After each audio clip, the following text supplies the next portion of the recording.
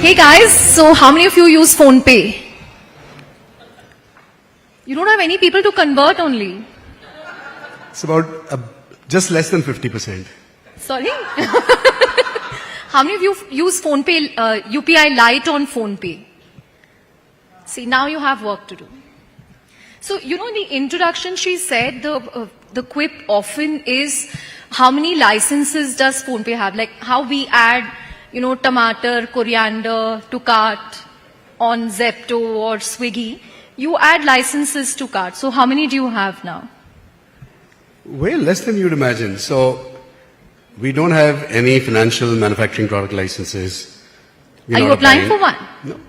We're not a bank, we're not an NBFC, we're not an insurance company, we're not an AMC. Okay, so these things you will apply for eventually? No, it's actually going the other way. What's happening is within payments, different parts of the payments market is getting regulated. And when it gets regulated, like bill payments, companies like BillDesk have been around for 20 some years. 18 years into their journey, the regulator says the Bharat Bill Pay system is now coming up, you need a license.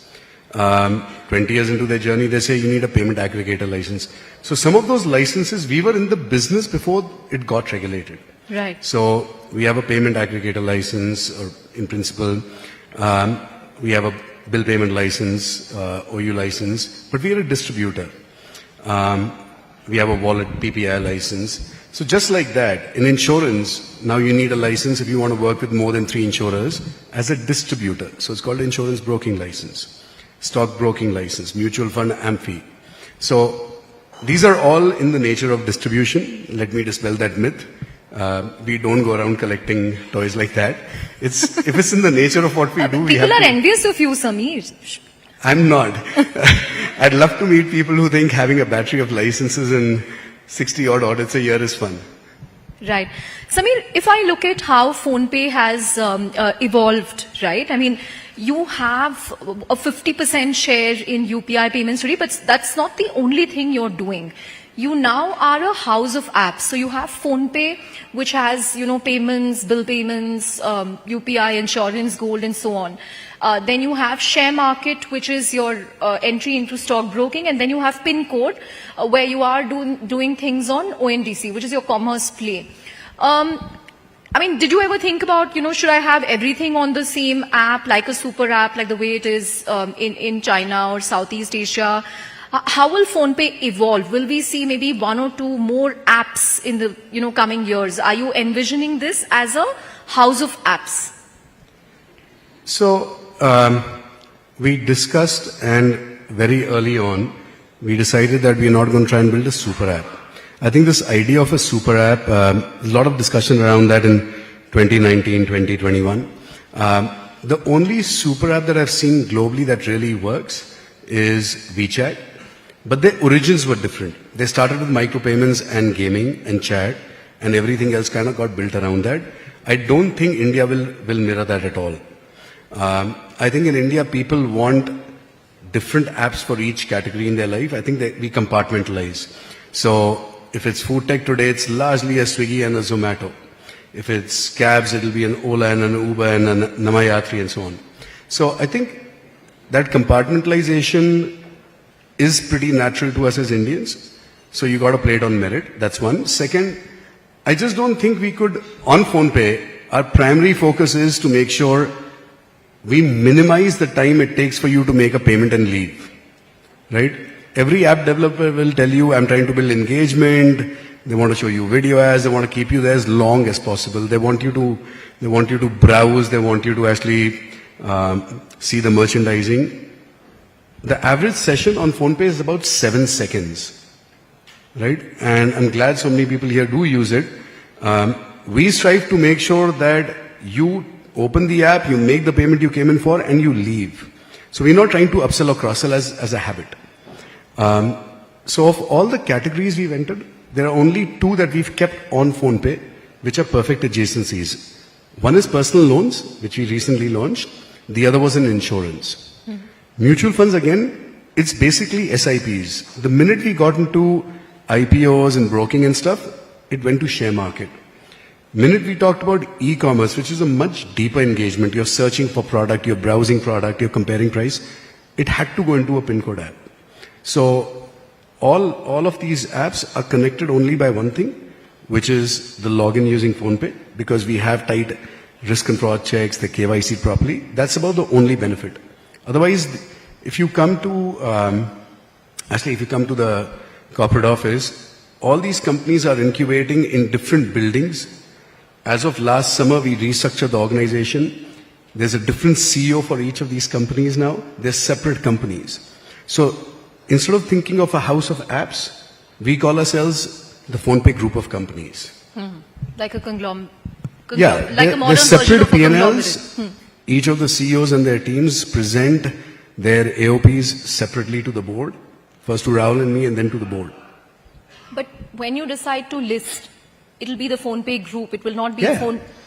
So these are all subsidiary businesses. Share market, PIN code, Indus, lending, insurance. I missed one. When you have too many businesses, that. There's 6. But coming to profitability, Samir, I remember last year at our conclave, you mentioned that NPCI earns more profits than all other payment companies combined. Payment companies, I think, make 3 to 4 bips for every UPI transaction. So does that cover all your expenses, including, the investments you made at scale? Yes. And it has been a long year since, so I should probably give NPCI a shout out here. I think what they have managed to do for the industry, which has gone unnoticed, is I think they've managed to convince the government to increase the subsidy substantially last year.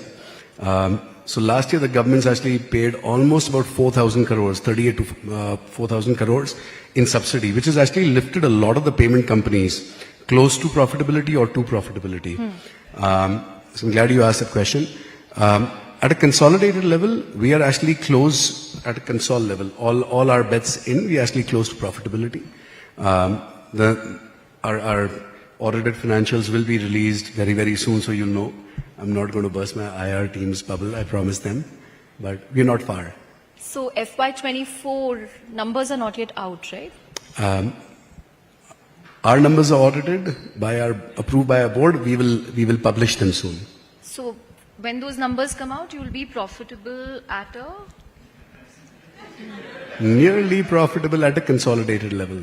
Okay. So those are audited numbers. They're nearly public. Okay. The other thing, Samir, that I wanted to ask you, you've been expanding your monetization avenues over the last few years. Insurance, lending, payment aggregator, SIPs, and even direct equity trading through share market. So how are these helping you in terms of your bottom line? So each one has a different sort of gestation curve. The standalone apps, like share market and PIN code, you have to actually invest in branding them, marketing them. Lending, luckily you can't give cashback in either lending or insurance. I love categories in financial services. You don't have to do silly stuff. So those are margin positive to begin with. And because we are distributing them on PhonePe, just flows through. So those help. Payment gateway, a merchant business. So, we've talked about the fact that we have almost about 40 million odd merchants in the country. But in the last 2.5, 3 years, I think we've deployed about 6.5, 7 million smart speakers.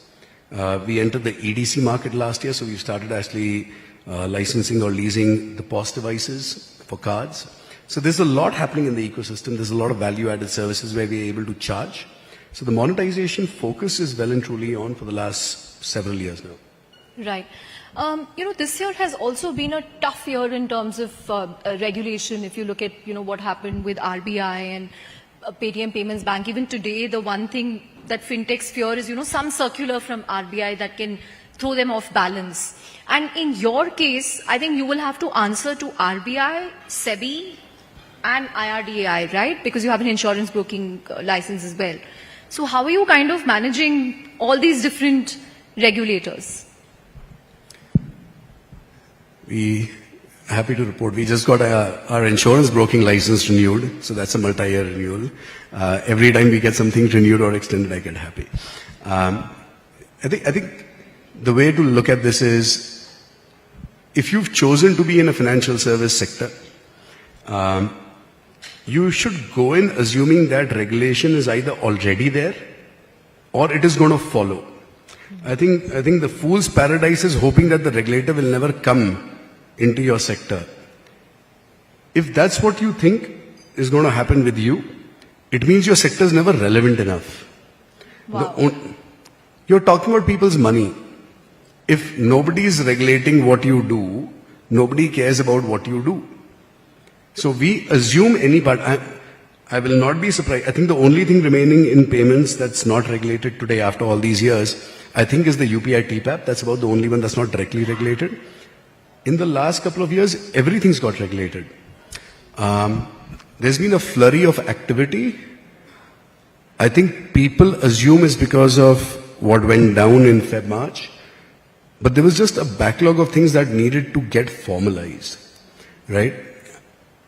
And personally, I actually welcome it, because while the process involves churn and rules change, what you get on the other side is a much more formalized set of rules, accepted best practices, accepted business models. Delegate got announced yesterday.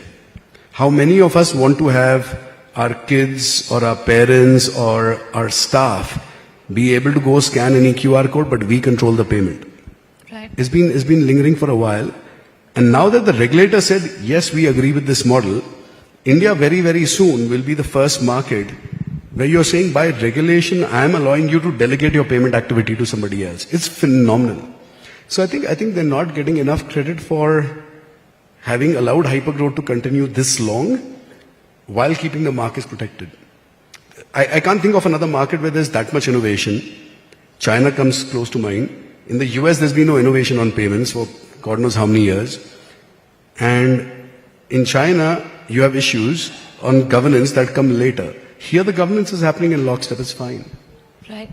Coming to, share market, this was something that you launched recently. Are you happy with the traction you've seen so far? Because this is such an intensely competitive space.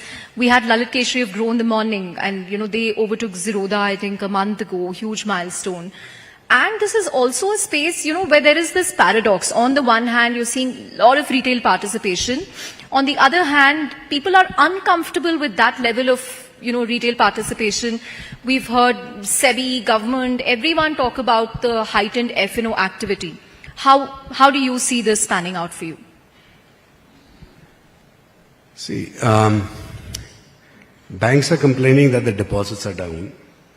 Government's been telling all of us to invest in mutual funds. Mutual funds are here. So now the middle class is saying, let's go towards mutual funds. So the banks are complaining. That just is logical progression. Saving not equal to investment, right? Those are the ads.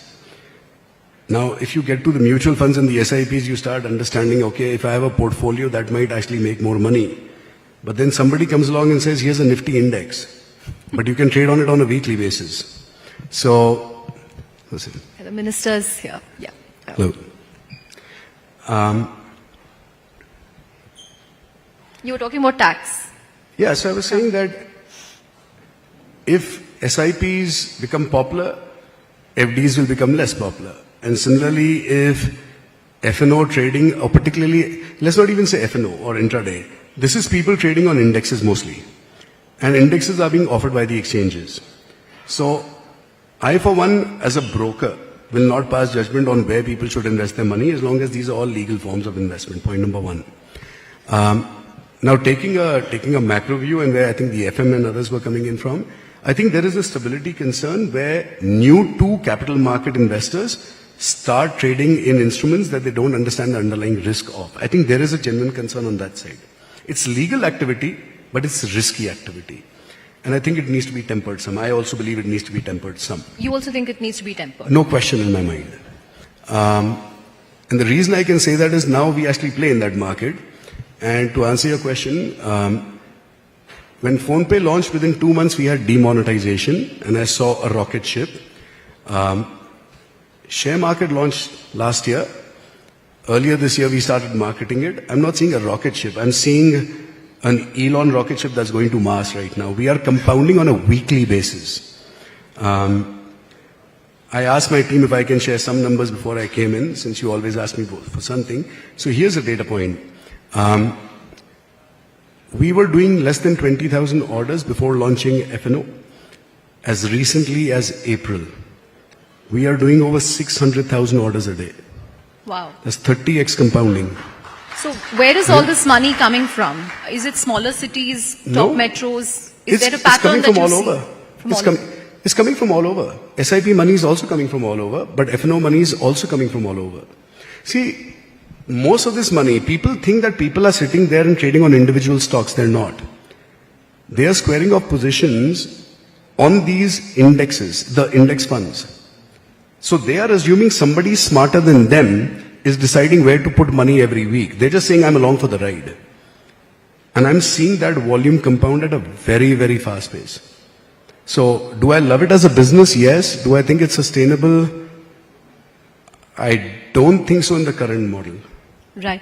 Final minute, Sameer, I have to ask you also about PIN code, your other big bet. Now, you joined ONDC amidst a lot of fanfare, and then I think you exited all categories except food. So where do your plans stand in terms of commerce? And there's a lot of buzz around quick commerce as well. So what plans do you have around that? So with ONDC, I think the gestation period is longer because what we realize is you have to solve what I call roti kapda and makan problems. You have to go in with the offline stores, first help them build rich digital catalogs. Because the commerce and quick commerce companies give you nice imagery, they give you crisp details, description, pricing. So first you have to actually solve the cataloging, which we've done in very large part. We launched a seller platform after launching PIN code. Then you have to actually get real-time inventory data and pricing data. That is still a bit of a challenge. We are solving for that. So the reason we took a bit of a break, I'll call it a detour from ONDC, not a divorce. We actually told them we want to go deeper into the grocery category, build all of the IP that's required to onboard all of these stores and modern trade centers. And once we've cracked the code on that, we will likely actually list those back on ONDC as supply. But right now we are building the whole org. That's ONDC. I forgot your other question. No. In terms of quick commerce. It's made walking outside my complex really, really hard. I don't let my kids get on the street anymore because I have 6 bikes going in 4 different directions any given minute. I mean, and I'll be honest, my wife is using them. My kids always forget to plan their day, so they want everything at the last minute. I see the benefit. I just don't know how you can have 6 or 7 dark stores in every neighborhood because everyone's entered. My main concern is 2 people could do really well. 8 dark stores in my neighborhood, I might as well have the regular guy just do the delivery. So I don't know. Right. Verdicts out there. Right. I think that's going to increase because Zepto is also moving to Bangalore now. So more dark stores in every neighborhood. But before I let you go, Sameer, in the previous session, we had this debate between Prashant and Sanjay. Why are more tech IPOs happening from Delhi and not Bangalore? And Prashant said that, you will see more tech IPOs in Bangalore. Now, you're a company that's flipped back to India. So will you IPO soon, maybe, improve Bangalore's rankings in the tech IPO sweepstakes? So we will definitely IPO. I mean, one of the major motivations for moving to India was that we want to list here. This is home country, this is our market, we will list here. We've also said that we will list once we are convinced that we are sustainably profitable. As far as the Delhi companies, most of the ones that have listed successfully are about 8 to 10 years older than a PhonePe. So I think you have to allow us a little bit of time. Not that much time. We will list soon. But I think the Bangalore ecosystem has a bunch of really exciting companies lining up for IPOs. And I think they're just earlier in their life cycle. That's the only difference. How many companies in Delhi have gone public? Paytm is late 90s, early 2000s, inception. Zomato's been around for 17, 18 years. Make My Trip's been around for 25 years. And PhonePe's been around for 8.5. So too much pressure. But on that note, Sameer, thank you very much for talking to us at the Money Control Startup Conclave, and here's wishing you the best. Thank you. Thanks, Sanjay. Thank you.